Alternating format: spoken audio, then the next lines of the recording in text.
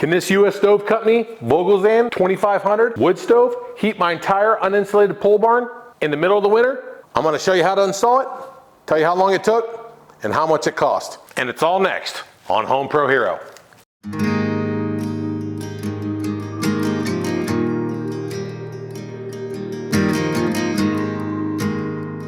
So this DIY pole barn is about 1,000 square foot. It has no insulation, so it gets super cold, especially this time of the year. I need some heat that's reliable, dependable, and I prefer that it not require electricity. The good thing is, I live in the woods. That's where this Vogelzang wood stove comes into play. It's a perfect solution to my problem. It's super solid, and it weighs like 350 pounds. It's a hoss. I got it from a reliable online retailer. Been in the business a long, long time. The US Stove Company. And it's built right here in the good old USA. It came from Tennessee. And sent it to my house within a week. All free shipping. I chose this particular model because it can heat up to 2,500 square feet. I want more than I need. It's a super simple design. It really doesn't need electricity unless you want to add a blower, which isn't necessary. Got a couple different options. You can go with the pedestal if you choose to, or you can just go with the legs like I did. Another problem is, it's cold right now. Meanwhile, while I installed the new stove, I got this temporary heater in place from Sunfire. Diesel, no smell, super hot. It's also made in the USA, from Wisconsin. This should keep me warm and toasty until I get the new stove up and running. With all that said, let's get to work. We're gonna start with placing the stove here in a second, but I also wanna show you what was sent to me to make sure this install will go smoothly. I've got 10 foot of single wall black pipe. It'll stay inside. And then I got 9 foot of the double wall stainless steel chimney pipe, super expensive. Along with all the hardware needed to penetrate up to the roof safely. On top of that, I've got a bracket to keep my chimney stable on the roof outside since I'm going up so high. I got the electric blower, which requires power. Then I got this other heat mechanism, the thermoelectric stove fan, no electricity required. Should be interesting. We're gonna place this stove caddy corner right here. Allow the stove to sit in a position where it's gonna heat the area perfectly. Now the manual says I have to make sure that these two corners are 10 inches off the wall. All stoves are different. See, I drew 2 lines, one 10 inches over and an additional 1 inch. Both here and here. Pretty much got to put those back legs not to go inward of those lines. All right, 12 3/4, 12 3/4. Close enough. I'd rather be farther away than too close. First thing we have to install is this insulation box because I have a vaulted ceiling. This goes up in the ceiling. So if I have to modify my rafters, it's the reason why. So we know this is where our pipe's gonna go straight up, right? So we'll put a block right there for now, just kind of eyeball it.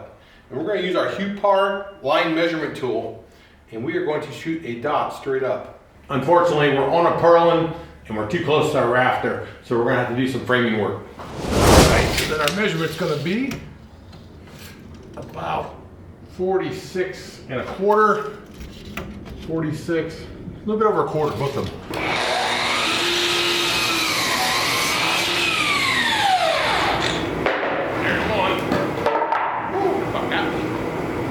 Hope it fits, and then we'll just level it up.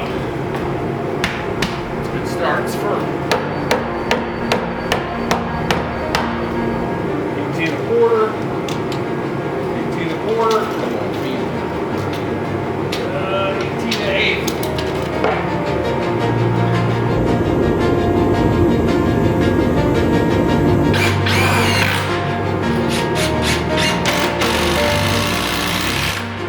Side in a minute. All right, get you up on that. Let's get this part in now, same process.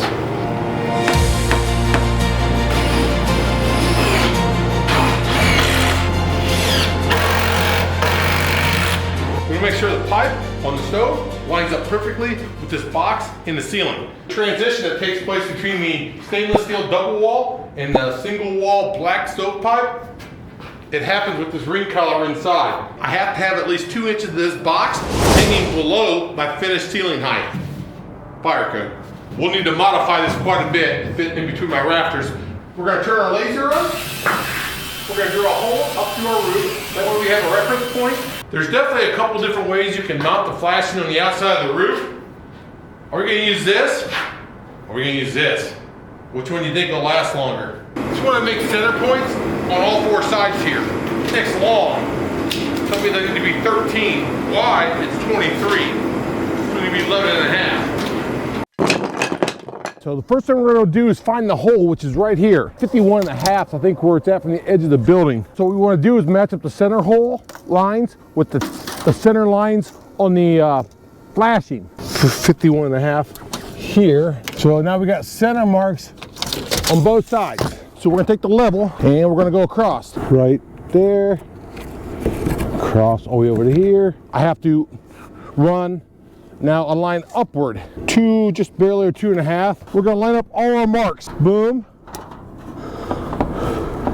boom, and boom. You'll see when I can bring it off. Just don't want to be bigger than the flashing itself, right? Okay, there's our circle. You see it? That's what we gotta cut out. Well, that was easy. Okay, so I got this metal cutting blade. That should cut the roof.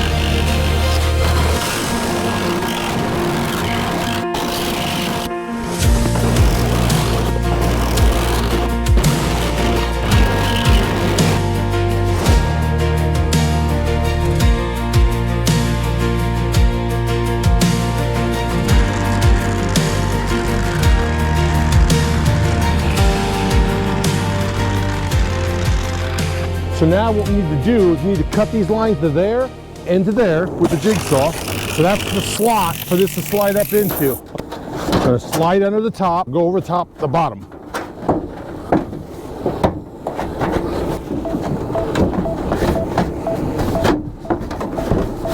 This, yes sir. That's it. But the only leak spots, this little crack here, this little crack here. Everything else should go up and around. Let's head down and do the work underneath there. Yeah, it looks great. Cool. So now we're just going to cut out the rest of the purlins. We don't really need them. Now we know everything fits, and I'm going to plug in some additional framing here in a second.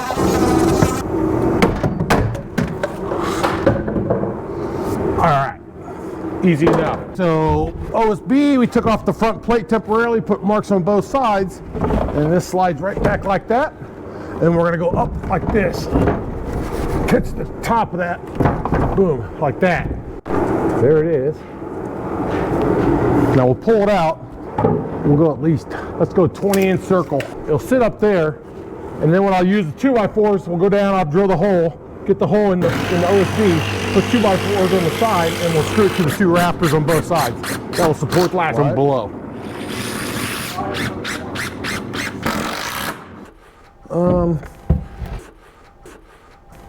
Careful here.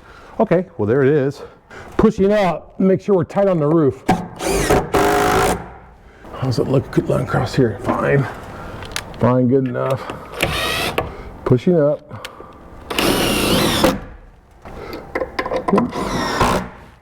I know it's probably hard for you to see. Okay, so now we're going to go ahead and put this back on, since we had to take it off to get that plywood in. Still snug, that's good. We'll screw all this down real good once we know the chimney's in the right spot. I'm not gonna go crazy with this yet. Okay, and then what I did was I cut a couple 2x6s right here, and they're gonna fit in here, should fit in here like this. Probably not a perfect fit, but good enough. This is the boardwalk to screw the box into. She ain't pretty. It'll work though. It's not taking forever to do this. It's just taking a lot of time just to think it out, make sure I know what I'm doing and how it's gonna work. All right, well, I guess now it's time to put the box in. Got the angle cut. Like that. Fit pretty good. Got a magnetic level on there. Hopefully these screws will hold it temporarily until I get it done. Bingo. That's great. Oh yeah, it's not too bad at all. It's within the bubble, see it? Okay, how bad is it this way though? Whew. You tell me it was that bad. Right there, yeah. Side up against the roof, it should be good.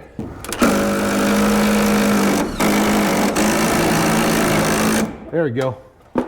Oh, got lucky. Now for straight here, it'll be a miracle.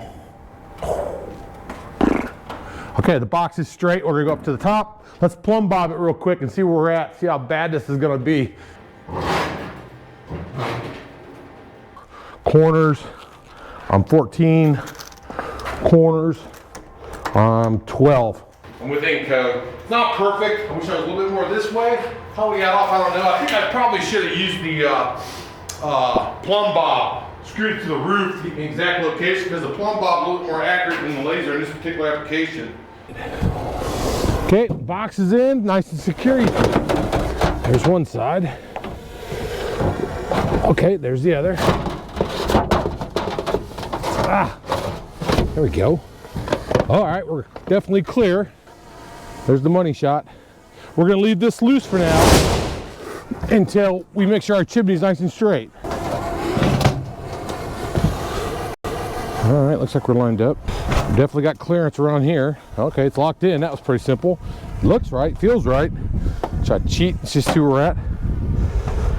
Not too bad. Not as dangerous as it gets right now, guys. Now what we're gonna do is pack in each side here. The flashing, that will keep it in the right position. I think we're good, guys. Yeah. Guess I just go around the top, screw it. See how that framing sucks that right up? Underneath there, I probably did that. Perfect. All right. Woo! Yes, sir. Looks good. Gotta put the brace first. About 5.5 feet. I have to be this tall for fire code. Let me get the legs and knees go on the sides like this. This will help keep it straight too. Same process. Boom. Okay, those are in temporary in place. So all we gotta do is put the storm cover on, which covers the gap from here to here. Let me get that. We'll put that on real quick. Put the chimney cap on to get the heck off this thing. Let me get a screw through that. This is the part that has to be silicone to keep it waterproof. Oh yeah, nice and tight. There it goes. All right, that's on. This has to be 45 to 60 degrees. 47 right there. Okay, that's pretty easy because it's not too far up. Yeah, there we go. And then bolt goes in here like this. Oh yeah, it's gonna work. It's gonna work, guys. Finally. Funny, they want you to put the lags in the roof. I'm not doing that. I'm using the regular roof screws that are already up there along with another.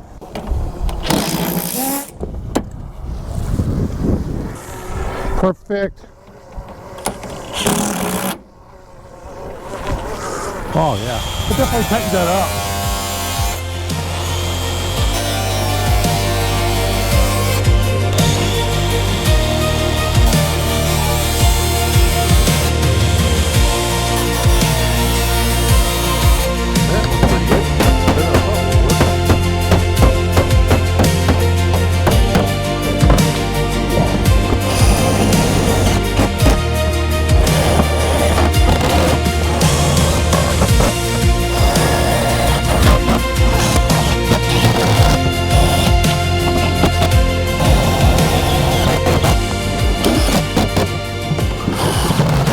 All the screwing's done. I don't think I need more anywhere else.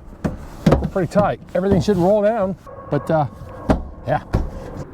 I got this metal caulk.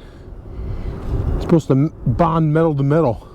Like I said, this little spot right here will be the only spot that could possibly leak. So we'll make sure we hit that real good. Don't want to go too nuts, make this look like crap.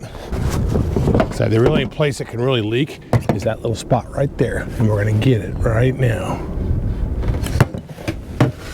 Should we get it real good? We'll go ahead and fill it up. Let's put some silicone on this. This is what makes it waterproof. See if I don't make a mess here. Through the roof silicone. Let's get off this roof before I kill myself. Kind of weird. I don't know why, but this has to be facing downward. This is 6-inch pipe. It shows that little crimple.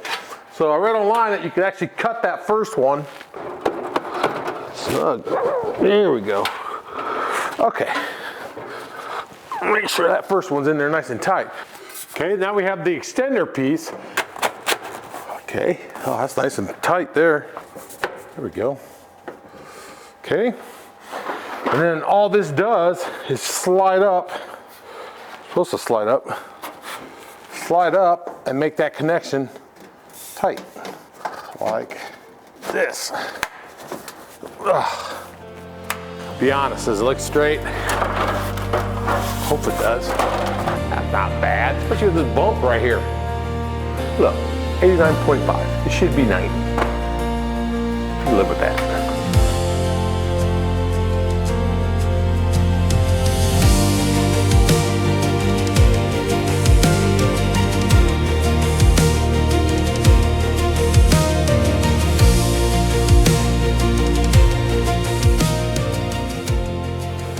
Oh yeah, it's not going anywhere. I'm happy with that. So to cure the paint, you have to run 3 smaller burns. The first 2 are 250 degrees for 20 minutes each with a cooling phase in between. And then the last one's 500 degrees with a 20-minute cool off. And then you let it all cool back down and you're ready to put the big fire in. Thank you for your service, Sunfire SF80. Good job. Let's let the Vogelzang take over. Yes, sir. It's working like a champ. It's 4 degrees out. And it's hovering around 50 degrees in here after about 5 hours of running my wood stove. In the middle of the winter, no insulation, I'll take it. I add the insulation, this thing will have no problem heating this 1,000 square foot building. The big question is, how much did it cost and how long did it take? The stove was about $1,300 delivered to my house, had about $1,000 in pipe and about another $700 in supplies to make the install complete. And luckily, I was able to put it in right before the winter storm. I want to thank the US Stove Company for working with me. If you want links to this product or even the Sunfire, I'll put them in the description and I'll put them in the comments. I hope you liked the video. If you did, make sure you give me a like. It helps the channel. Make sure you're subscribed. Take care, and I'll see you next time. Ah, it feels so good. These dogs need some heat.